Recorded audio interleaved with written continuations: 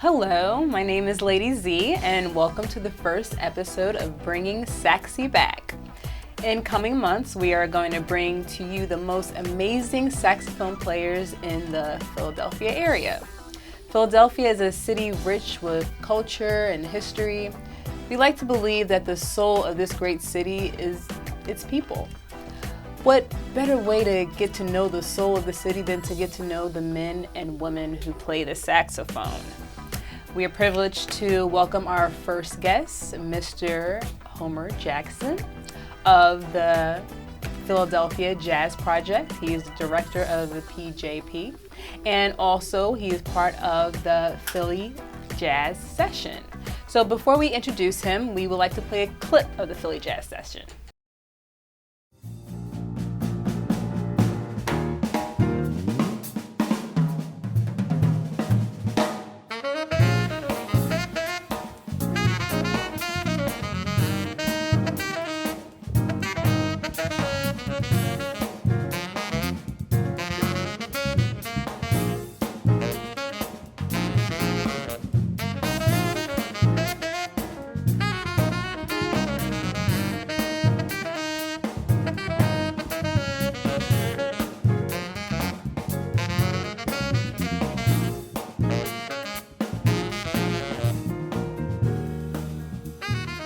Hello, my name is Homer Jackson. I'm the director of the Philadelphia Jazz Project, and it has been a pleasure to collaborate with PhillyCam and Turtle Studios to bring you the PhillyCam Sessions. Check out these highlights of Philadelphia's top jazz artists that will be featured throughout this series. Well, hello, Mr. Jackson. Can I call you Homer, or is it Mr. Jackson? Oh, Homer, by all means, thank you. Yes, welcome, and thanks for coming to the first episode and being the first guest of Bringing Saxy Back. I feel honored. Okay, well, just tell us a bit more about the Philadelphia Jazz Project. The Philadelphia Jazz Project is a special initiative to increase the audience for the music, to give new and exciting opportunities for musicians, and to celebrate the Philadelphia musical heritage. Mm-hmm. Okay, and this month is actually Jazz Month, so how are you celebrating that as well as being the director of the PJP? Jazz Month is a great opportunity for us to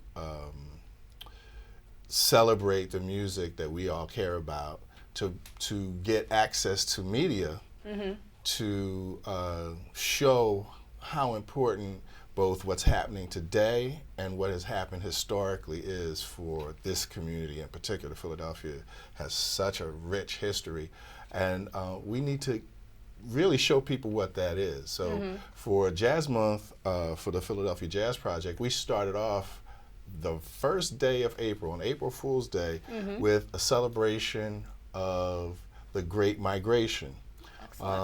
We started off with a rent party, the first of a series of rent parties that celebrates, and the Great Migration, for those who don't know, is a period that represents the time when Black Americans left the South and moved to the North, the Northwest, the Midwest and the West. Mm-hmm. And for Philadelphians, and Black Philadelphians in particular, most of our family members come from the states directly below us. Right. Virginia, North Carolina, South Carolina, Georgia, and Florida. Right. The great John Coltrane came to Philadelphia from North Carolina. Mm-hmm. The great Dizzy Gillespie came to Philadelphia from South Carolina. Mm-hmm. The great Archie Shepp, as a child, came from Florida to Philadelphia. So our history is wrapped in this experience of the Great Migration. So we thought it would be appropriate to celebrate with what is historically a part of that Great Migration, a rent party where folk would get together and combine their economic needs with their needs to celebrate and enjoy themselves. And jazz was a major part of the history of rent parties in America. Right, excellent, excellent. And correct me if I'm wrong, now you have a menu every day for the rent parties that are supposed to celebrate each state. Right. Right? Each state is represented for each of the rent parties. The first, on April 1st, presented the musician Chris Stevens, a trumpet player out of New Jersey who's an amazing musician. He celebrated music by artists from Virginia, like Ella Fitzgerald was one of those artists, and Don Pullen, the pianist, was another one of those artists. And then, as part of every one of these rent parties, we have commissioned Chef Valerie Irwin to create meals dedicated to the foodstuffs and the approaches of people from each of those states. So we had great food from Virginia, and ham and peanuts and smoking foods are an element of Virginia tradition. Right. So she created these turkey croquets that were smoked. That food was just delicious. So North Carolina, we are going to have, coming up in May, we're going to have pulled turkey sliders and red and white cabbage slaw. Wow, sounds good. Yes, it's going to be delicious. All right, I might have to come to one of those rent parties. But okay, so now we're gonna talk a bit more about the project, but let's talk about some of the saxophonists from the Philly Jazz Session. Before we do that, we'll show a clip first of, I believe, Lucky Thompson. Okay, so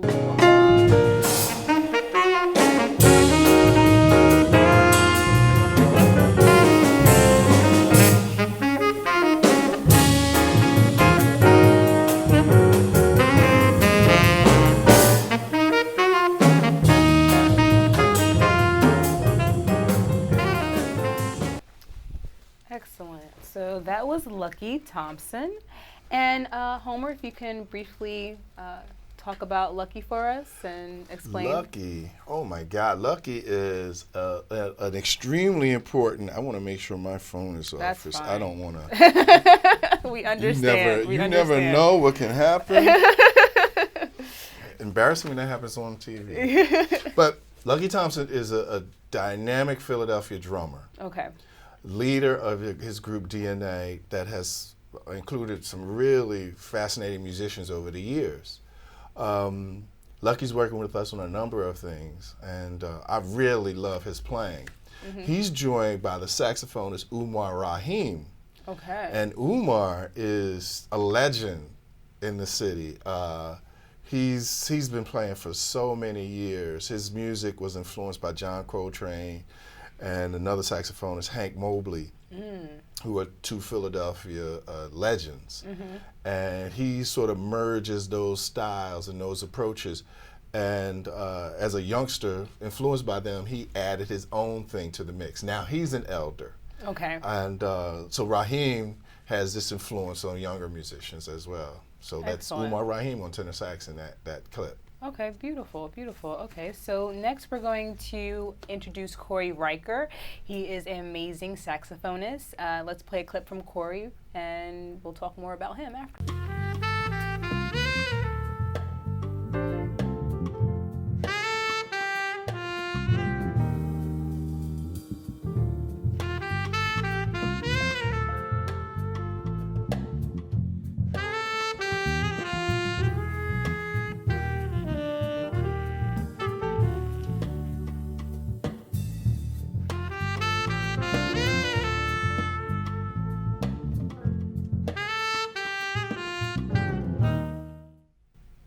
Very smooth jazz.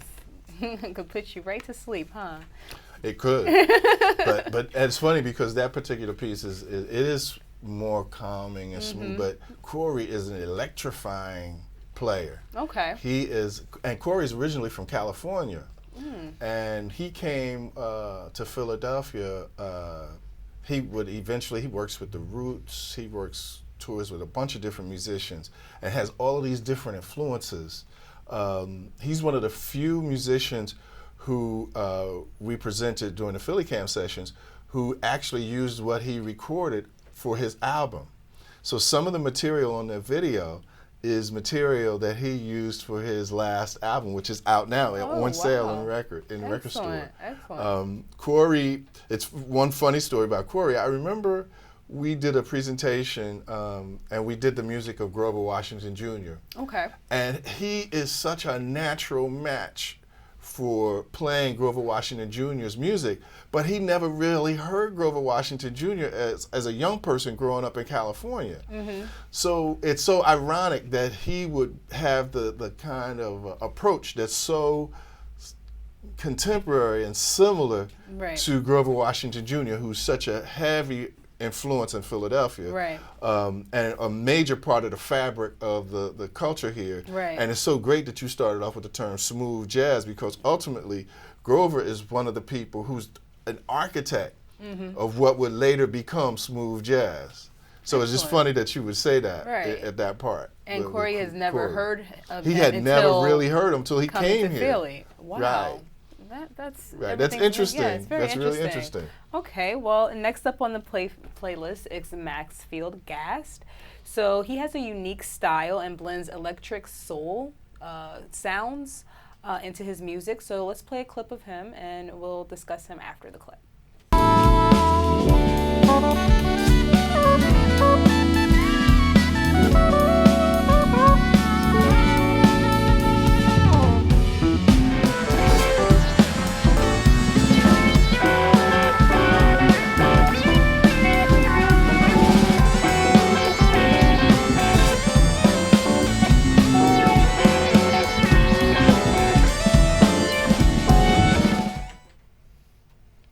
Interesting little twist, right? Oh, absolutely.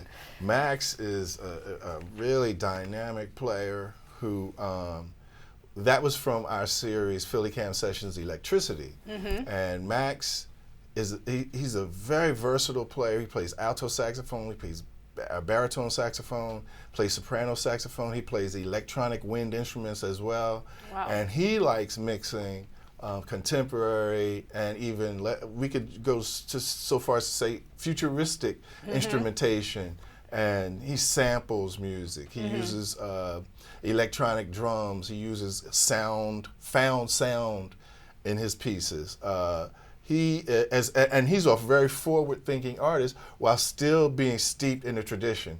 He's a person that plays Charlie Mingus's music and Duke Ellington's music as well. He's a very talented, sophisticated artist. I really like working with Maxfield Gast. Okay, so it seems like he has a respect for those who came before him. Absolutely. Right? So with a vision for the future at the same time. For the future. Yeah, that's very great. Great.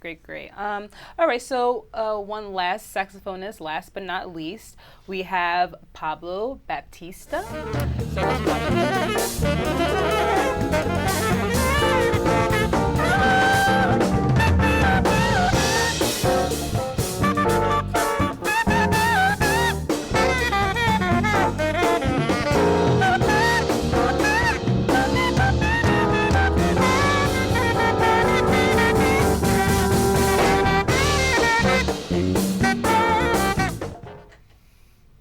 I really love that improv.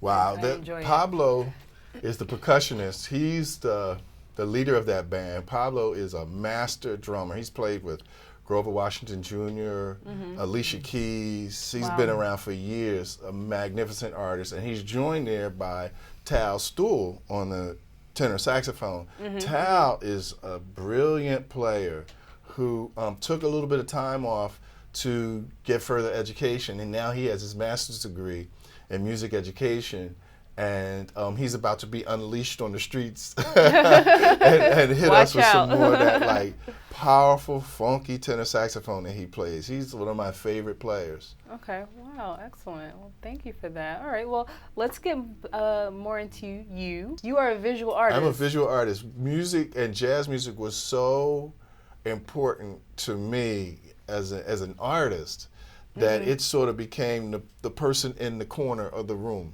It became a muse for the creation of my own work. And so many musicians think I am a musician. Right. But I do not play an instrument. I'm a noisemaker. In this new electronic age, I use mixers and I record things and I edit and I produce, but I'm not a traditional musician by any stretch of the imagination. Okay, all right. Well, isn't that interesting? It is very interesting. All right. Well, back in when you were attending Temple, where I guess you were getting your MFA, your Master's of Fine Arts, you did host a radio show that originally was all jazz. Right, and that's right. I believe you also worked with the longtime manager of the Roots. That's right, Richard Nichols. Yes. So can you just describe that experience? Well, being at WRTI in that period, this is in the early 80s, early to mid 1980s, it was a magical time because a number of things were happening. The 70s were winding down. All of that energy that came out of, that really was part of the 60s, sort of to slow down. And a new era was coming. And it ultimately was the Reagan era. Okay. And things were moving from a kind of freer period to a more conservative period. And that actually represents the beginning of Wynton Marsalis's rise to fame. But at that time, you still had this amazing amount of people who were coming from if you call the left of something, the left of the music, as well as the right, and all of those things in between. It was a very diverse period of music where people were doing all kinds of different things, and there was room for everything. So we were able to connect with musicians. I remember I interviewed Branford when they first came out, Branford Marsalis when they first came out. But I also met Cassandra Wilson before anybody knew who she was. She was the host of one of our radio shows. Right. Wow. Before anybody knew who she was. We met Jerry Allen as a young player, and I got a chance to talk to Oliver Lake and the members of the World Saxophone Quartet. And amongst the different people that I was connected to at the radio station, there's a producer, Michael Anderson, who would later go on to become the librarian for the Sun Ra Orchestra and is a record producer for ESP Records. There is Felix Hernandez, who is, I think, Felix is in New York at, no, I'm sorry, he's in Newark at WBGO and has been there for years. Okay. There's Steve Rowland, who produces, independent producer, who produced a 5-hour radio documentary series on John Coltrane. There's Richard Nichols, who would later become the manager of the Roots. So I'm in this group of really talented, really interested young, we were all young people, right, who were very excited about jazz and were not only aggressive students of the music, but had the desire to be librarians and share that with other people. Right. So that was a great period, and that impacted me. And that experience is what created the Philadelphia Jazz Project, actually. Excellent, excellent. Okay, so yeah, it's just after that, leading to the project. Now, how does your work in art and as a teacher, as a social service person, how does that intertwine with the music? Wow. The music, is ultimately the story of our lives as a people. And being the librarian of the music, you want to capture all of that. Right. And hold and remember it. Being a teacher, you want to share that and deal with its history with and exchange that with folk so that they could see how one thing in the past relates to something right here in the present, right, and project what could be the future. And as an artist, you want to tell stories within your own art discipline. So jazz provides tools to be able to make new stories. Right. So that, I think all of those things were just then exciting to me, and today, all these years later, is still exciting to me. Right. I don't see any end in sight. We're actually planning an event for the 29th, the concert at the intersection of hip hop and jazz. And, my relationship with Richard Nichols and the Roots is just a hint of what that could be. And we were talking about this in the 80s, before the Roots actually even materialized, that there should be greater interaction between these different art forms. And here we are still trying things today. So anything is possible. And I think that's one of the things I want to push on to artists and to the audience, that nothing is impossible. And we have all of this to look back at as in the past to inspire us to feel comfortable making a new future. Right. We don't have to look at the past as a chain to hold us down, but actually as inspiration for new places to go. Right, to elevate, yes. Absolutely. Excellent. Okay. And like you said, with 20 plus years under your belt in the industry, what happens to be, what was your favorite collaboration, if there was a favorite? Wow. It could be more than one. Wow, that's a good one. Well, one that didn't materialize, but that was important for all of us, was actually with the Roots. We worked on a Broadway production. Okay. That never happened. Really? Ironically, the producer for this piece was killed in a car accident, walking on the sidewalk. A cab jumped the sidewalk in Manhattan and killed her. She was 80 years old. Oh my goodness. Or late 70s. And we were working on, the piece was called I Used to Love Her, based on Common's song.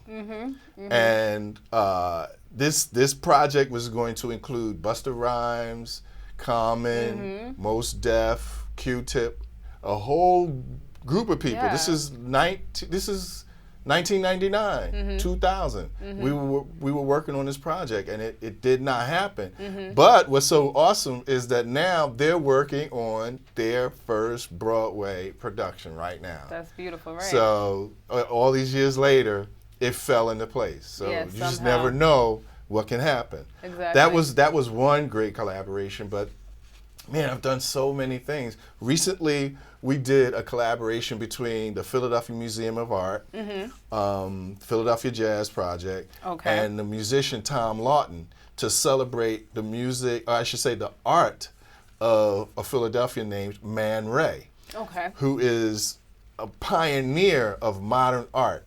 He was a colleague of Picasso and Marcel Duchamp and Picabia. He knew those people. He was in Paris during the 20s. Wow. He lived through World War I. Oh, wow. And he's a Philadelphian. So I had Tom explore this, and Tom created such beautiful music, and the Philadelphia Museum allowed us to all work together, presented this concert, presented Man Ray's work. And I remember as an 18-year-old, 17-year-old, seeing his work in the art museum and saying, when I found out that he was from Philly, it blew my mind. And I was like, wow, there is a future. Any one of us can do something. This dude came from here, and he's one of the major players in the history of modern art. Right. So I have no excuse. No one does, right? I have no excuse not to pursue what I want to do. Exactly. And so that's another one of those opportunities you just never know. Right. So that collaboration was a great one. I mean, there's so many things that I've done over the years. I created a planetarium piece called Dogon PM, celebrating the African diaspora's relationship with the stars from the beginning of time to contemporary times. Yes. If we think about, we're on television now, but the first television was the sky. It entertained human beings. It terrified human beings. Right. And that's where our whole thing comes from. We name star constellations after animals or after people and so on. So I wanted to create something that told that story, and Dogon PM did that for me. Okay. All right. Excellent. All right. So I thank you for sharing that. Thank you. I did want to acknowledge the fact that because of all your hard work and everything you've done in the community, that you did receive recognition during Bill Clinton's administration in 1996 for helping the youth at risk. Do you want to explain a little? I worked with the Pennsylvania Prison Society, the Arts and Humanities program, and I, among the many things I did working with youth, that was one of those programs where we were doing some things. We were recording albums in the 80s and early 90s in jail. We actually brought the Roots early in their career. I brought them into prison to actually not just perform with the kids, but to actually work with them and talk to them and exchange ideas. So that work that we did, we made comic books, we did theater productions in jail, you know, and it was really exciting and helpful for these young men to have a challenge to push them to think about other ways of expressing themselves and alternatives to the no path, no gain sort of situation that they were on, path that they were on. Right. So it was an honor for us to be recognized for the work that we were doing. So yeah, I really appreciated that. Okay, excellent. Yes, it's great to be honored by the president. It's excellent. All right. Well, so now we're going to test your skills, okay? Because on the website there is a quiz that tests the knowledge of people in the area who might know Philly jazz. So, are you ready to take that challenge? Yes, I'm gonna put my foot in it. Okay, all right. So we want to take the Philadelphia Jazz Quiz Challenge, and let's see if you can answer all the questions correctly. Okay. Good luck. All right, so for the first question, John Coltrane's most influential Philadelphia music teacher was? It's Dennis Sandoli. Correct. Dennis Sandoli taught John Coltrane and Pat Martino and a number of other people. He's a major person, and he, like John Coltrane, should have a street named after him in this city. Okay, all right. Well, question 2. Which legendary jazz bassist is not from Philadelphia? Let me look and see. Christian McBride, Alphonso Johnson, Dave Holland, or Jimmy Garrison?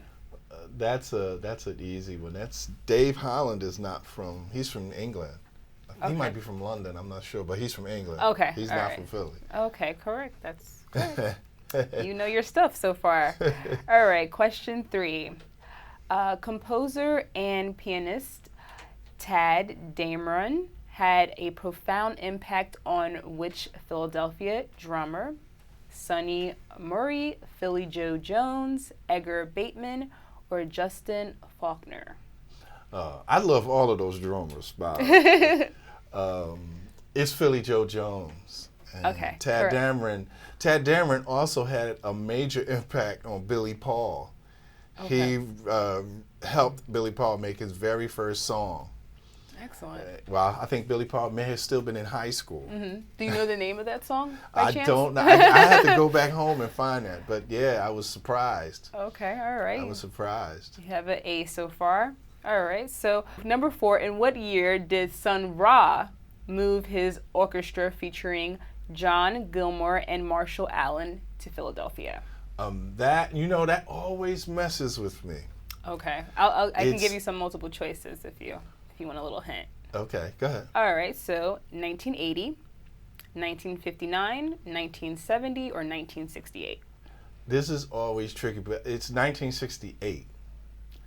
It's Correct. 1968. I always thought it was 70, but for a period of time, even though they got here in 68, they almost immediately left and did a residency in Los Angeles. So they really weren't here for a chunk of the year, the next year. Okay. So it seems like 1970 is the year that they were around here. Okay. But they actually were in residence and had the Sun Ra House in 1968. Okay. Yeah, that's a tough question. Yeah, it That's a sounds tough you question. got it though. You got it. All right. So next question. Although saxophonist Grover Washington Jr. will always remain a Philadelphia treasure, in which city was he actually born? Was it Boston, Buffalo, Camden or Detroit? That's a funny one because you know how when people brag about someone being from their community, I remember when I was in that town, we would go at it as to who can claim Grover. Right. So I remember that. So that's Buffalo. Excellent. He's from Buffalo, New correct, York. And correct. we were about to go at it like, no, he's ours. No, he's ours. He's ours. It was really funny, but it's Buffalo, New York. Yeah, you're right. Correct. So you got it 100. Thank you. You know what you're doing. And it's good that we end on that. Yes. On a tenor saxophonist, Grover Washington Jr., one of the most talented artists who come out of Philadelphia, who played every saxophone, and was a master and an educator, taught at Temple University for many years. Yeah, that's great to be on a show called Bringing Saxy Back. Right. Talk about Grover Washington Jr. Homer, it was a pleasure having you on our show today. Thank you for being our first guest. Thank you very much. And can I just tell people that you can check us out at PhilaJazzProject.org, PhilaJazzProject.org. That's Phila with a PH. Thank you. Yes, and best of luck with the rest of Jazz Month and with your Philadelphia Jazz Project. Thank you so much. I appreciate being here. This was fun. Thanks. I had a great time too talking with you. And again, this is Lady Z, the host of Bringing Saxy Back, and thank you for tuning in. And until next time.